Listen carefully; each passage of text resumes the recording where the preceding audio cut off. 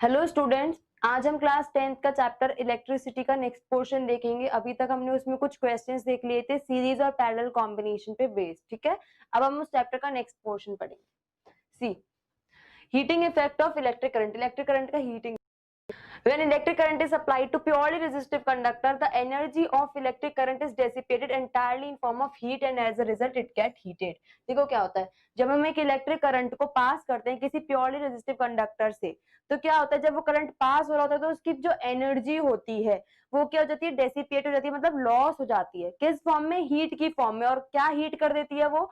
जो रेजिस्टर जिसके थ्रू वो पास हो रही है वो रेजिस्टर क्या हो जाता है, हीट हो जाता है। ठीक है, जब किसी रजिस्टर से जब हम इलेक्ट्रिसिटी को पास कराते हैं, दैट मींस हम जब करंट पास कराते हैं तो करंट की जो इलेक्ट्रिक एनर्जी होती है वो लॉस होती है। ठीक है, वो एनर्जी सारी लॉस होती है और इन रिजल्ट क्योंकि वो एनर्जी लॉस हो रही है, वो एनर्जी क्या करती है, उस रजिस्टर को हीट कर देती है। Okay, the heating of resistor because of dissipation of electric energy is commonly known as heating effect of electric current. और इसी हीट करने वाले इफेक्ट को इलेक्ट्रिक करंट, इलेक्ट्रिक एनर्जी के डेसिपिएशन से जो रेजिस्टर हीट होता है उसी को हम कहते हैं heating effect of electric current. Because electric current से इलेक्ट्रिक एनर्जी थी और उसने ही क्या करा, कंडक्टर को हीट किया। ठीक है, तो वो क्या कहलाएगा, heating effect of electric current. ठीक है, some examples are as follows. When electric energy supplied to electric bulb, filament get heated because of which it gives light. The heating of electric bulb happens because of the heating effect of electric current. ठीक है, क्या होता है, जब electric energy या फिर electric current pass होता है इलेक्ट्रिक बल्ब के फिलामेंट से। ठीक है,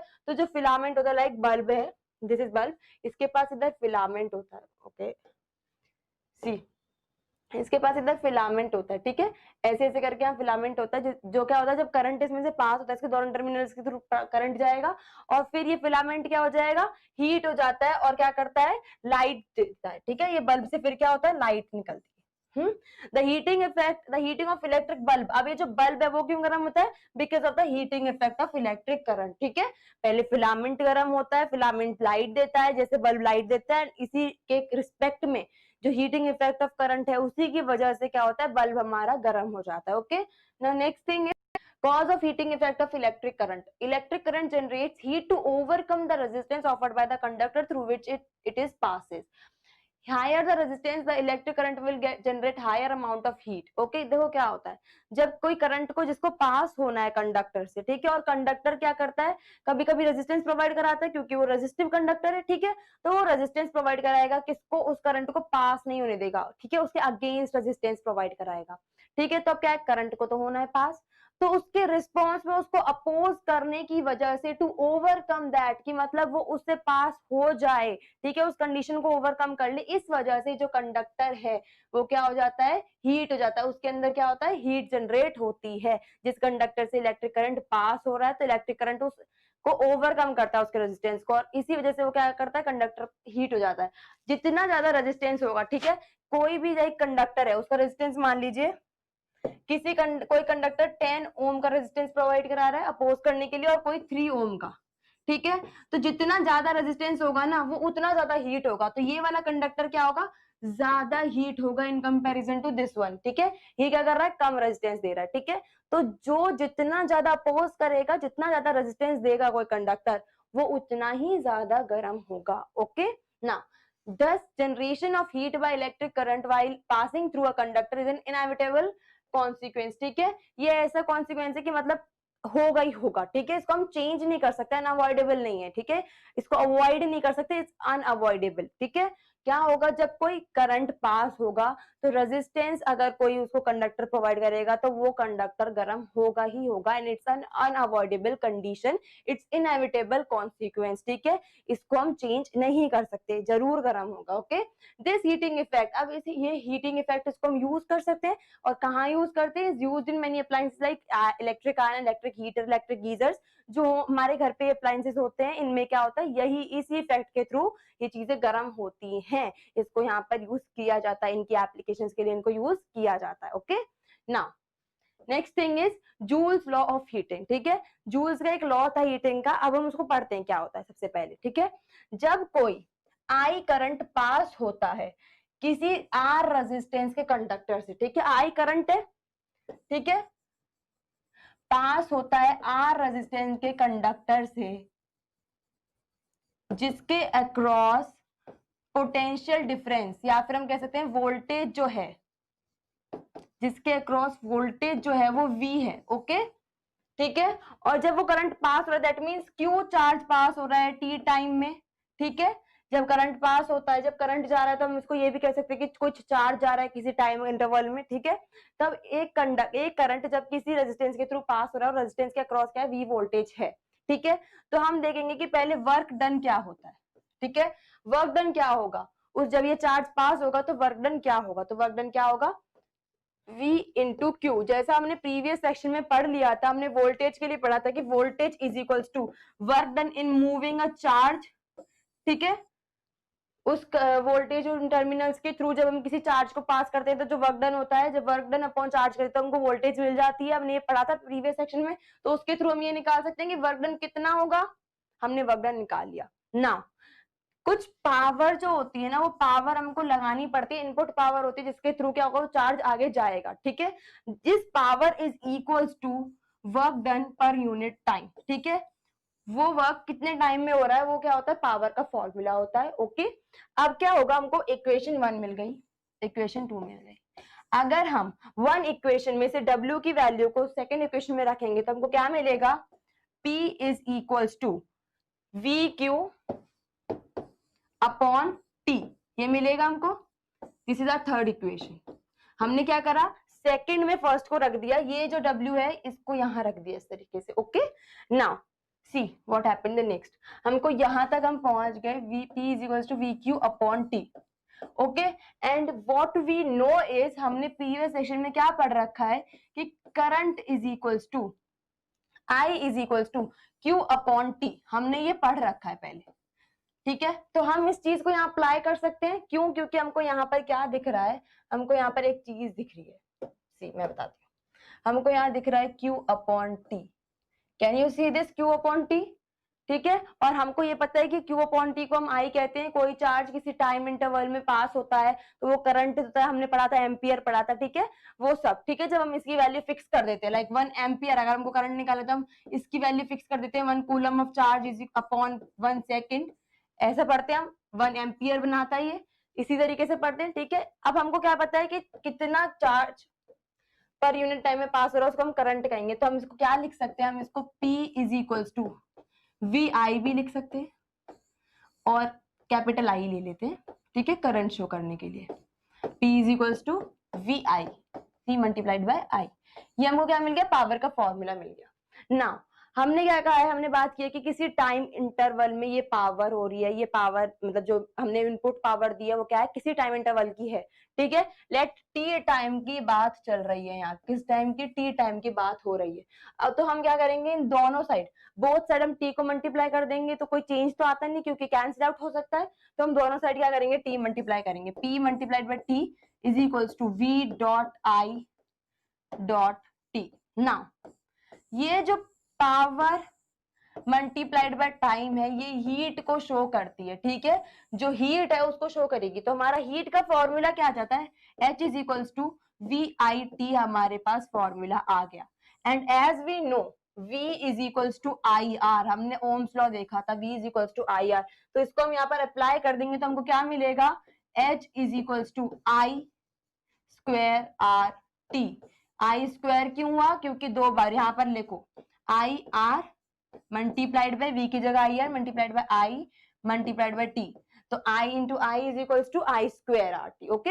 हमको ये फॉर्मूला मिल गया। नाउ ये क्या है, पूरी डेरिवेशन है जूल्स लॉ की, ठीक है। अब फाइनल जूल्स में उन्होंने क्या कहा था, उनका लॉ क्या था, हीटिंग इफेक्ट का लॉ क्या था वो देखते हैं। उनको ये इक्वेशन मिल गई थी H is equals to I square RT।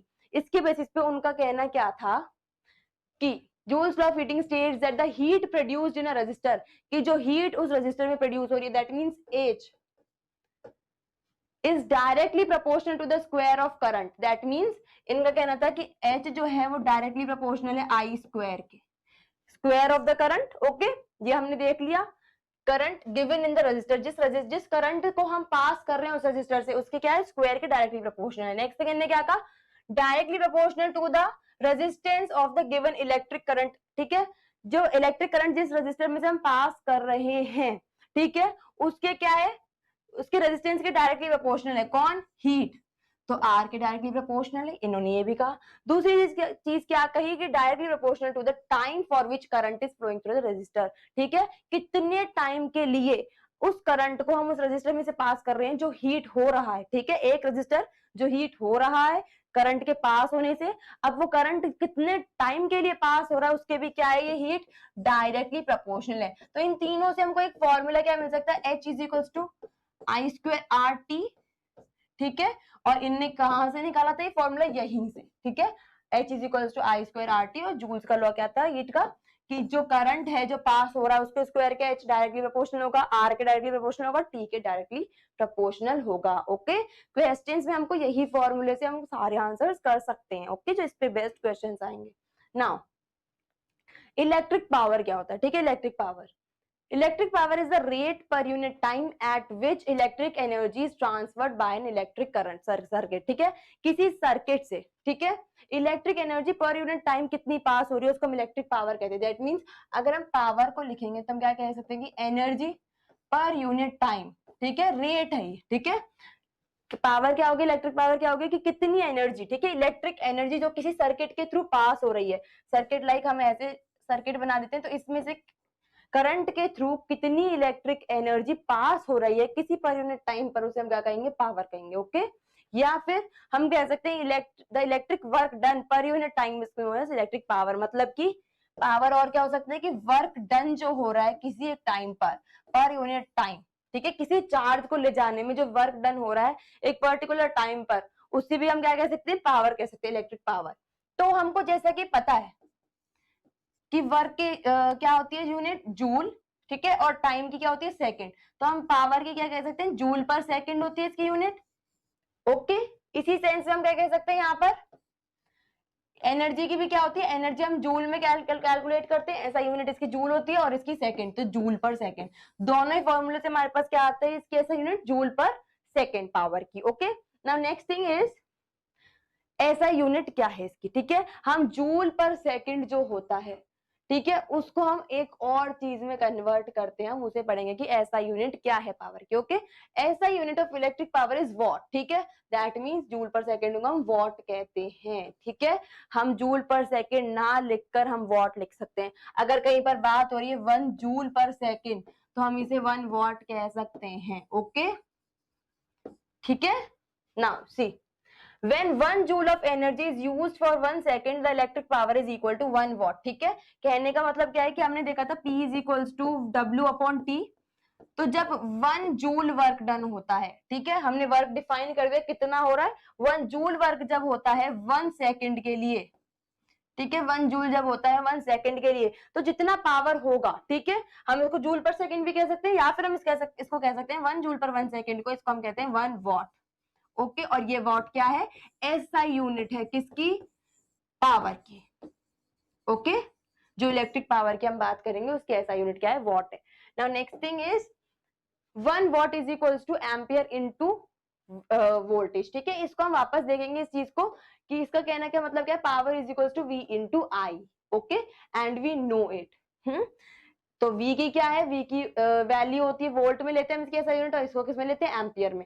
That's why हम कह सकते हैं कि 1 watt is equals to 1 volt into 1 ampere. Okay, now 1 kilowatt, ठीक है, KW लिख सकते हैं या फिर हम उसको किलोवाट कह सकते हैं। ओके, जैसे किलोमीटर किलोग्राम होता है, इन द सेम सेंस हम वॉट की हायर यूनिट पे चलें तो kilowatt. Okay, 1 kilowatt is equals to 1000 watt, जैसे कि हम पढ़ते हैं कि 1 किलोग्राम को अगर हमको ग्राम बनाना है तो हम क्या करेंगे, 1000 मल्टीप्लाई करेंगे, 1000 ग्राम कहते हैं, उस तरीके से 1 जैसे किलोमीटर हम कहते हैं is equals to 1000 meter, in the same sense 1 kilowatt is equals to 1000 watt. Okay, now consumption of electricity or फिर electric energy is generally measured in kilowatt, ठीक है, कितना हम इलेक्ट्रिसिटी को कंज्यूम कर रहे हैं उसको जनरली किस में मेजर करते हैं, किलोवाट में मेजर करते हैं। जैसे कि हाउसेज में हम कितना कंज्यूम कर रहे हैं इलेक्ट्रिसिटी को, वो भी किसमें हम मेजर करेंगे, किलोवाट में मेजर करते हैं। Okay, now unit of electric energy is kilowatt hour, ठीक है, इलेक्ट्रिसिटी की यूनिट क्या होती है, इलेक्ट्रिक एनर्जी की यूनिट क्या होती है, किलोवाट आवर, ठीक है, KWH। Now this is equal to 1000 watt, kilowatt है तो किलोवाट को वॉट में कन्वर्ट करेंगे, 1000 वॉट इनटू आर का मतलब into 1 hour. Okay, is equals to 1 unit. जो हम कहते हैं कितना बिल आया, कितनी यूनिट बनी थी हमारी एक महीने में, हम देखते हैं ना कि बिल में यूनिट लिखे आते हैं कि कितनी यूनिट का बिल आया, ठीक है, एक महीने में या फिर 3 महीने में कितनी यूनिट्स बनी, तो वो क्या होती है, वो यूनिट क्या होती है, watt into hour, 1000 watt into hour, या फिर 1 kilo watt hour. 1 unit is equals to 1 kilo watt hour, या फिर 1000 वॉट इंटू 1 आर। ओके, इसे कहते हैं 1 यूनिट। नाउ 1 यूनिट को हम और कैसे लिख सकते हैं, किलो वॉट का तो 1000 वॉट लिख दिया हमने, मल्टीप्लाइड बाय 1 आर को सेकंड में चेंज करेंगे, ठीक है।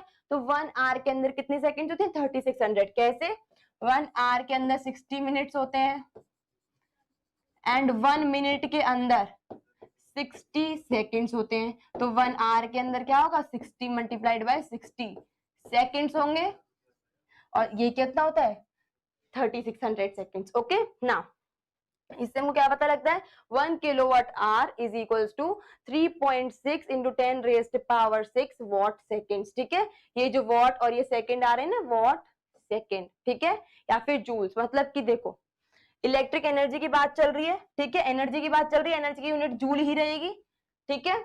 इसको हम वॉट सेकेंड को जूल भी कह सकते हैं, या फिर हम इसको किलोवाट सेकेंड वॉट सेकेंड्स में ले सकते हैं, ठीक है ना। हमने देखा कि 1000 watt into 1000 what multiplied by 3600, ठीक है। इसको हम चेंज किस में कर रहे हैं, 3.6 इंटू 10 रेज्ड पावर 6 में। कैसे कि यहाँ पर इसको हम 10 रेज्ड पावर 3 लिख सकते हैं, मल्टीप्लाइड बाय अगर हम पॉइंट को इधर शिफ्ट करेंगे 1 2 एंड 3 प्लेसेस पर, तो 3.6 इंटू 10 रेज्ड पावर 3 हम इसको भी लिख सकते हैं। नाउ बेस सेम है तो पावर ऐड हो जाएंगे, therefore 3.6 into 10 raised power 6 watt second हम इसको लिख रहे हैं। ओके, कन्वर्ट करके लिख रहे हैं। नाउ हमको जब पता चला था, अभी यहाँ पर इधर हमने देखा था कि पावर को हम VI लिख सकते हैं। ओके, पावर कभी आपको क्वेश्चन में पावर इलेक्ट्रिक पावर सॉल्व करनी है और आपको VI ये दोनों चीजें दे रखी हैं, ठीक है, वोल्ट और करंट दे रखा है आपको, कितना वोल्ट और कितना एम्पियर आपको दे रखा है, गिवन है किसी क्वेश्चन में, तो आप पावर कैसे कैलकुलेट कर लोगे, V मल्टीप्लाइड बाय I।